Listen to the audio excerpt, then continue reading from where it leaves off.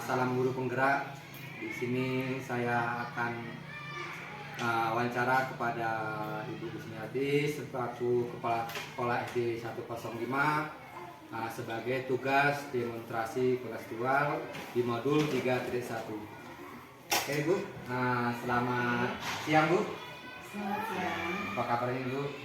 Alhamdulillah sehat. Boleh minta waktu sebentar nih Bu? Ya. Di sini Bu, saya akan melakukan wawancara ya sebagai tugas saya sebagai guru penggerak. Nah di sini saya akan melakukan beberapa pertanyaan Bu ya. Bisa Bu ya? Bisa. Untuk pertanyaan pertama Bu ya. Selama ini bagaimana Ibu dapat mengidentifikasi kasus-kasus yang merupakan dilema etika dan rujukan moral? Kalau saya melihat dari segi hukum, apabila kasus tersebut melanggar hukum, maka sudah tentu benar lawan salah. Namun, jika masih bisa dikatakan benar lawan benar, maka dilema etika.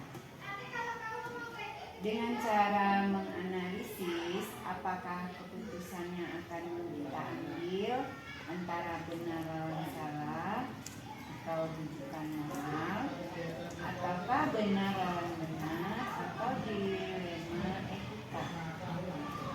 Kalau dilema etika lebih menekankan pengambilan keputusan yang tepat dan bijaksana, karena tidak ada keputusan yang salah di dalamnya.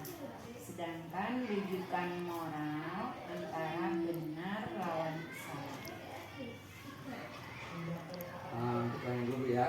Selama ini bagaimana Ibu menjalankan pengambilan keputusan di sekolah Ibu, terutama untuk kasus-kasus di mana ada dua kepentingan yang sama-sama benar atau sama-sama mengandung nilai kebajikan? Sebelum keputusan diambil terlebih dahulu, kita mengumpulkan fakta. Siapa yang terlibat, menganalisis benar salahnya, kemudian membuat alternatif solusi dan membuat keputusan, kemudian merefleksikan serta kesemuanya harus dibawa dalam doa. Diawali dengan penelusuran masalah, kemudian mengidentifikasi masalah hingga terbentuklah kesimpulan, dan dari kesimpulan inilah sebagai dasar dalam pengambilan keputusan. Utamakan yang menjadi prioritas. Dengan keputusan berpihak pada murid, tapi tetap memegang teguh kebijaksanaan. Langkah-langkah atau prosedur seperti apa yang biasa Ibu lakukan selama ini?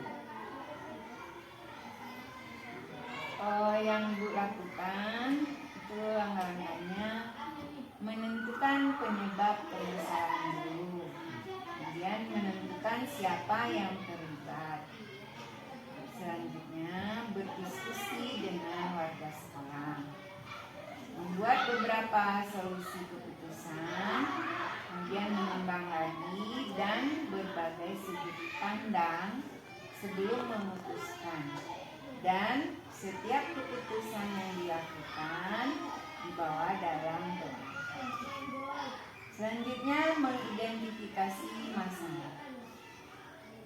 Kemudian mengklarifikasi tujuan khusus yang diinginkan. Memeriksa berbagai kemungkinan untuk mencapai tujuan dan melakukan keputusan. Terus mengidentifikasi masalahnya. Kemudian melakukan diskusi dengan pihak yang terlibat untuk mengambil keputusan yang terbaik. Hal-hal apa saja yang selama ini Ibu anggap efektif dalam pengambilan keputusan pada kasus-kasus dilema etika ini? Hal-hal yang dilakukan selama ini Yang pertama, dengan menelaah siapa yang terlibat, sifat urgen kasus, dilema, dan pengambilan alternatif diskusi. Kemudian yang kedua, membayangkan sosok panutan untuk mengambil keputusan secara bijaksana dengan mempertimbangkan situasi dan kepentingan yang terlibat. Apakah Ibu memiliki sebuah tata kala atau jadwal tertentu dalam sebuah penyelesaian kasus dilema etika? Apakah Ibu langsung menyelesaikan di tempat atau memilih sebuah jadwal untuk menyelesaikannya? Bentuk atau prosedur seperti apa yang Ibu jalankan, Bu?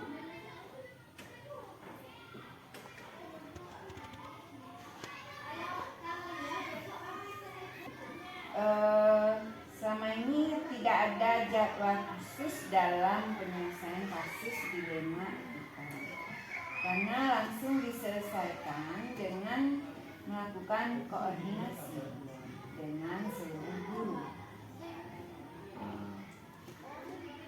Hal-hal apa saja yang selama ini merupakan tantangan dalam pengambilan keputusan pada kasus-kasus dilema etika? Tantangan dalam pengambilan keputusan pada kasus dilema etika itu dalam pengambilan keputusan, yaitu adalah kurangnya ketegasan ketika dihadapkan dengan persoalan yang melibatkan kemanusiaan.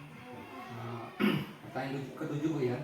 Adakah seseorang atau faktor-faktor yang selama ini mempermudah atau membantu Ibu dalam pengambilan keputusan dalam kasus-kasus dilema etika? Biasanya kalau yang membantu itu yang bisa membantu mempermudah dalam pengambilan keputusan yaitu rekan-rekan Ibu. Jadi rekan-rekan Ibu sejauh, Bu, ya. Silakan, Bu, ya.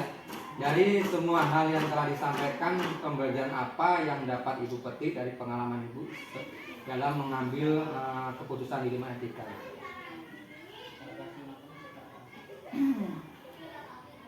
Pembelajaran yang dapat dipetik dari pengalaman untuk mengambil keputusan dilema etika itu saya menjadi lebih bijaksana dalam menganalisis sebuah permasalahan untuk dijadikan pertimbangan menentukan solusi. Kemudian setiap pengambilan keputusan harus dilakukan sesuai dengan nilai kebajikan dan berpihak pada manusia. Seterusnya, setiap mengambil keputusan pasti akan memiliki resiko. Maka dari itu, suatu keputusan yang paling diambil ialah meminimalisir risiko yang akan terjadi. Ibu, terima kasih, Bu, ya, atas wawancara hari ini, dan Ibu telah meluangkan waktu kita di sini, ya. Kita sudah saling berkolaborasi, Bu, ya. Sekali lagi saya terima kasih, ya.